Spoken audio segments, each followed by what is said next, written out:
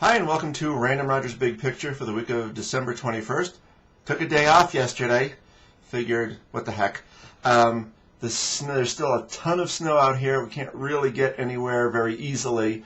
Everything gets iced over crazy here. It's starting to melt off, which is good stuff, except we're supposed to get hit with another storm on Tuesday, and which might jeopardize going down to my in-laws' for Christmas on Thursday, but we'll just see what happens. So one kind of newish thing, and then one update, for lack of a better word. Okay, I did something kind of silly. I bought one share of Yahoo stock to get the certificate. Lest anyone gets confused, this is not an investment. I bought it as a, like if you're at a garage sale and you see an old certificate, that might be kind of neat. So it's kind of that type of thing. It is not an investment for anyone out there who might, tend to add 1 + 1 and get 11. But I bought it just because I'm convinced that one way or another the company, as a independent publicly traded company, is going to disappear. And I'm not saying that in a good way. I'm not calling for a takeover at some higher price. Just one way or another, I don't think the stock is going to be with us much longer. And I thought it would be a kind of a fun souvenir of a particular period in all of our lives. Whatever. Now, what's kind of interesting about this is, and I'm convinced that one way or another, and this is not a particularly clever thought. The company has had troubles for ages. And, everyone, even if you don't follow things that closely, you're remotely in touch with the fact that Yahoo struggles financially. I'm not sure why that is. I used to own the stock. I owned the stock for quite a while. I sold it on one of these, I guess, fake Microsoft to buy the company rumors in May of what I think was 2007. I don't think it was 2008. May of 2007, it got some sort of pop pre-market. It was trading up in the 34s. When the market opened, I sold it in the 32s. And again, I think that was a year and a half ago, not just 6 months ago. And haven't been back since, have never even considered going back in. What's kind of interesting to me about the whole situation is that, the number of people that they touch every day all over the world, who doesn't use Yahoo Finance? It's ubiquitous. It's become a staple such that it there's other sites, and I suppose that they are similar, but you're just used to how Yahoo Finance is laid out. I've got a Yahoo email account, as does my wife.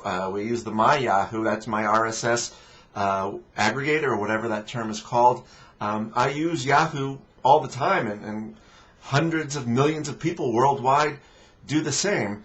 Yet, for whatever reason, they can't turn, those facts into a business that is wildly profitable, wildly successful. It's kind of interesting. I think the writing's been on the wall for a while. Before I sold it, it had been kind of languishing for an awfully long time in the 20s. And back then, I don't think there was any real threat of them going away as I perceive there to be now, but it just kind of goes to show you that anything can go bad. More specifically, spectacular failures, and this is something I wrote about at the very beginning of the blog in 2004. Spectacular failures go with end of cycles or meaningful events or whatever you want to think of. Continental Illinois, that was a huge bank and it failed. On this, Chrysler almost failed in, I guess, 1979. The banks on this go-around, just phenomenal. Not really a bank, but Fannie Mae, Freddie Mac, AIG, Wachovia, all of these things that failed. It is incredible that institutions like this failed one way or another. And, this is an important point to realize in one for your portfolio, one conducting your personal business, whatever that might be, is that things fail. This is just what happens every now and then, and the failures can be enormous, and you can't ever lose sight of that. there is no failure from here going forward.